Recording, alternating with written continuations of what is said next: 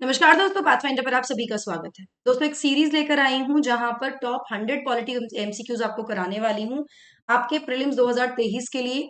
ये कोशिश ये होगी कि टोटल 100 क्वेश्चंस आपको करा दूं। अगर 100 नहीं हो पाएंगे तो कम से कम 75 क्वेश्चंस जो कि मोस्ट इंपॉर्टेंट क्वेश्चंस होंगे करंट और स्टैटिक के, वो यहाँ पर हम कवर करेंगे। बिल्कुल टाइम वेस्ट नहीं करेंगे। I will be taking a question, giving you an answer and moving forward.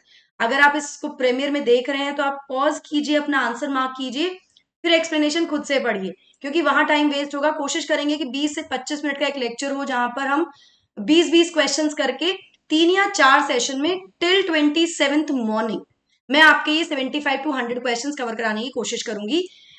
मेरे हिसाब से मेरी पूरी रिसर्च के अकॉर्डिंग ये मोस्ट इंपॉर्टेंट टॉपिक्स है जहां से क्वेश्चंस बन सकते हैं स्टैटिक और करंट के।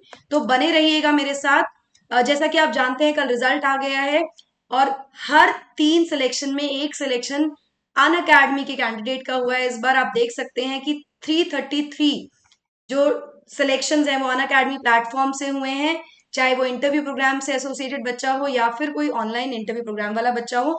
These are the top rankers. यहाँ पर आप उनके नाम देख सकते हैं। अगर आप भी इनमें से एक होना चाहते हैं, एक बनना चाहते हैं, तो आपके लिए मौका है अग्निपथ बैच से जुड़ने का, जहां पर आपको एक बहुत ही नॉमिनल प्राइस पर हम पूरी तैयारी कराने वाले हैं। कोड आपको यूज करना है एनडी लाइव 10। ये मेरा कोड है। इस कोड को यूज करने के बाद आपको इस प्राइस पर सारी फैसिलिटीज मिल जाएंगी। 1 जून से ये क्लासेस शुरू हो रही हैं, तो 1 जून का वेट मत कीजिएगा।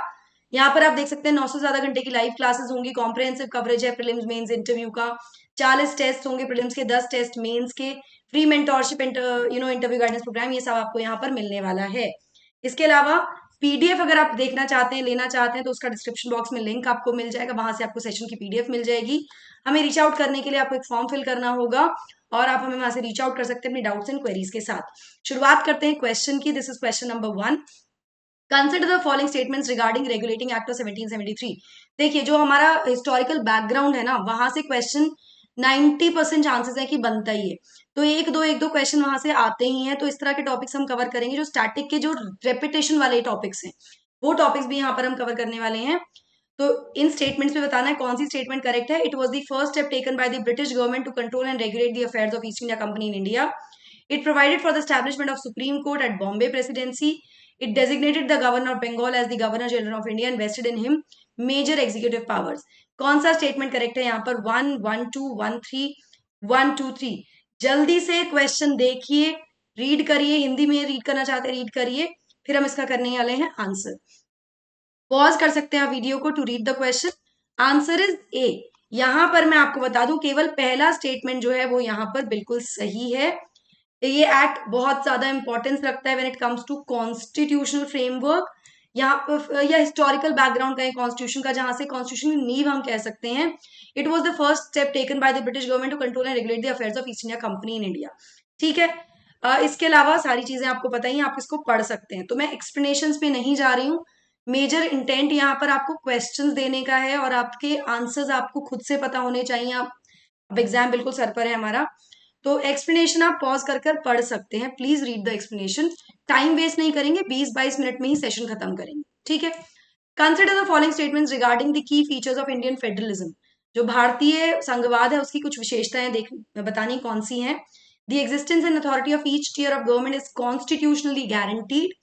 Division of powers between state and center cannot be arbitrarily manipulated by the central government alone.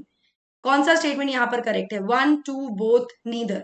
Pause करिए, आंसर दीजिए, एक्सप्लेनेशन देखिए। बोथ आर करेक्ट, दोनों ही स्टेटमेंट बिल्कुल सही है। यहाँ पर दोनों ही जो पॉइंट्स दिए हुए हैं वो बताते हैं बेसिकली कि ये हमारे जो फेडरल स्ट्रक्चर है उसका पार्ट है। यहाँ पर मैं आपको बता दूं, कुछ फंडामेंटल प्रोविजन, जैसे जो फेडरल प्रोविजन है संविधान के, वो यूनिलेटरली चेंज नहीं किए जा सकते किसी एक लेवल ऑफ गवर्नमेंट के द्वारा। जैसे कि फेडरल फीचर्स में अगर अमेंडमेंट करना है तो राज्यों की सहमति भी चाहिए होती है, 50% राज्यों की, राइट। चलिए अगला question. In Berubari union case the supreme court opine that preamble is a part of constitution. In Keshwanand Bharti case, the Supreme Court rejected the earlier opinion and held that preamble is not part of the constitution.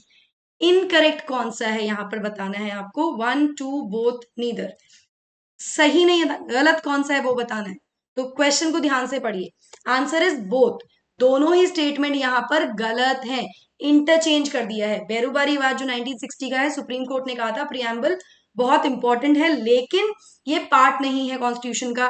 लेकिन Keshavan Bharti case में 1973 में supreme court ने अपना पुराना opinion reject करते हुए कहा कि प्रियम्बल पार्ट है संविधान का, और ये भी कहा कि ये बहुत इंपॉर्टेंट है और ये बेसिक स्ट्रक्चर का पार्ट भी बनता है, तो इसमें से कुछ चीजों को हटाया नहीं जा सकता संशोधन करने के लिए। ठीक है, next question, the parliament prevention of disqualification act 1959 exempts several posts from disqualification on the grounds of office of profit.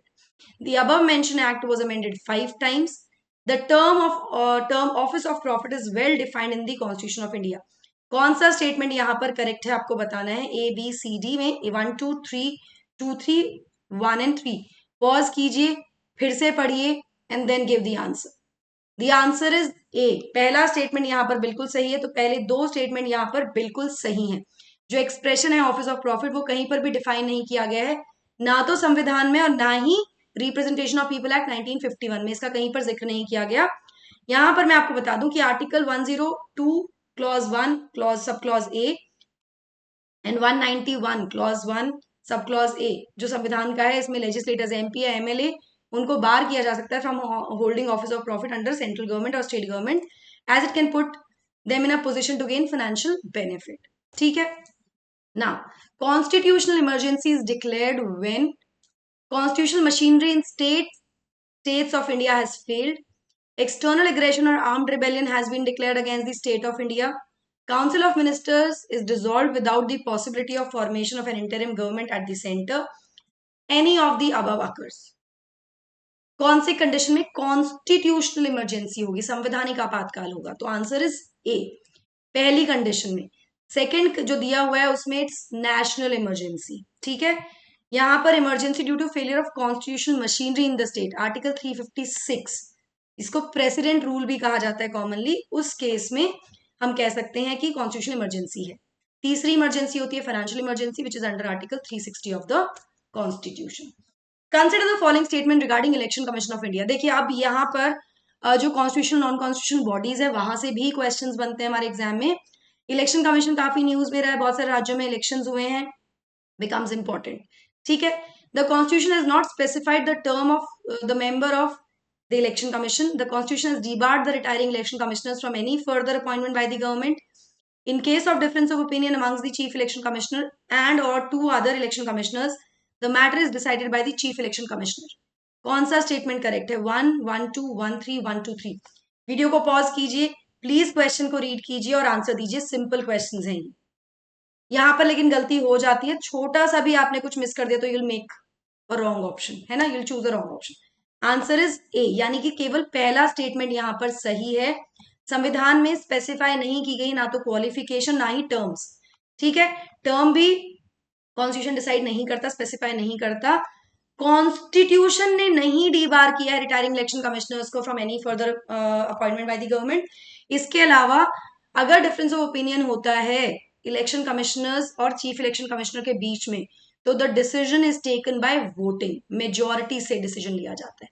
Commission में वोट होती है, तीनों में जो मेजोरिटी आएगी वो डिसीजन होता है। ठीक है, CAG, he is the guardian of public purse and controls the entire financial system of the country. He holds office for a period of 6 years or up to the age of 65 years. He can be removed by the president after an inquiry by the Supreme Court.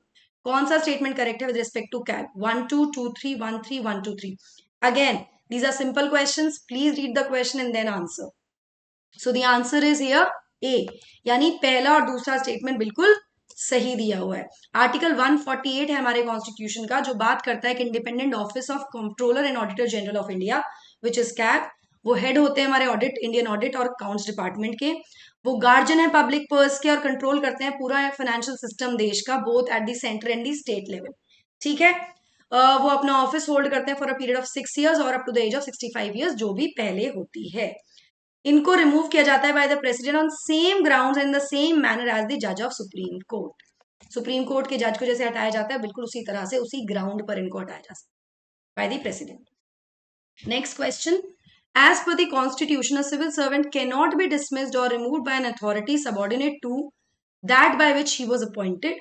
बहुत important question है। All India services are control the all India services are control jointly by the central and the state government. हम जानते हैं दिल्ली में कुछ अभी issues हुए हैं ब्यूरोक्रेसी को लेकर, किसके कंट्रोल में आएगी, ठीक है, मैं ये नहीं कह रही हूँ कि वो एग्जैक्टली सेम मुद्दा है, लेकिन कहीं ना कहीं it is close to that. तो हम यूपीएससी में एक्सपेक्ट कर सकते हैं कि उस टॉपिक से क्वेश्चन आ सकता है, if not the same heading या same content, it can be from the conventional portion, ठीक है। कोई भी disciplinary action against the officers of all India services can be taken by both central and state government. Which of the following is correct here? 1 1 2 1 3 1 2 3। Again pause the video, give your answer and then see the answer. Answer is B, यानी कि पहला और दूसरा statement यहां पर सही है। कोई भी डिसिप्लिनरी एक्शन जिसमें पेनल्टीज या रिमूवल या रिडक्शन होगा रैंक में against these officers can only B taken by central government, ठीक है, सिविल सर्वेंट्स में। Now, which of the following are the manifestations of democratic character of Indian polity? Periodic election, complete absence of discrimination, universal adult franchise, rule of law. Manifestations of democratic character of Indian polity. कौन सा सही answer है बताना है आपको, बहुत simple question है, please एक बार फिर से पढ़िएगा, पॉज कीजिए, पढ़िए क्वेश्चन को एंड देन आंसर। बहुत ही सिंपल है, answer is C here, universal adult franchise, periodic election, rule of law, independence of judiciary and absence of discrimination on certain grounds. Absence of discrimination, यहां पर complete absence नहीं है, यहां पर complete शब्द का इस्तेमाल किया है, on certain grounds है, ठीक है, हमारे यहां positive discrimination है। Alright, which of the following statement about a bill or amendment of the Constitution of India is are correct? The state legislatures cannot initiate any bill for amendment of the Constitution of India. The previous sanction of the President of India is not required for introducing any bill in the Parliament for amendment of the Constitution of India. Joint sitting can be resorted to or for passing a bill amending the Constitution of India. कौन सा statement यहाँ पर correct है, quickly बताइए। 1 1 2 1 3 1 2 3। Again please pause कीजिए video को, read कीजिए question को and then give me the answer. The answer is B, which is 1 and 2। ये दोनों बिल्कुल सही हैं। राष्ट्रपति का सैंक्शन नहीं चाहिए होता है, स्टेट लेजिस्लेचर्स इनिशिएट नहीं कर सकते हैं किसी बिल को जिससे संशोधन होना है। जॉइंट सिटिंग का प्रावधान नहीं दिया गया है, joint sitting is given under article 108। Joint sitting का कोई प्रावधान नहीं होता when we talk about the amendment in the constitution under article 368, ठीक है। चलिए, the Rajya Sabha represent both states and the union territories of Indian Union. The representatives of state in the Rajya Sabha are elected by the members of state legislative assemblies and councils. Incorrect बताना है, कौन सा incorrect है, simple question है, answer is B, ठीक है।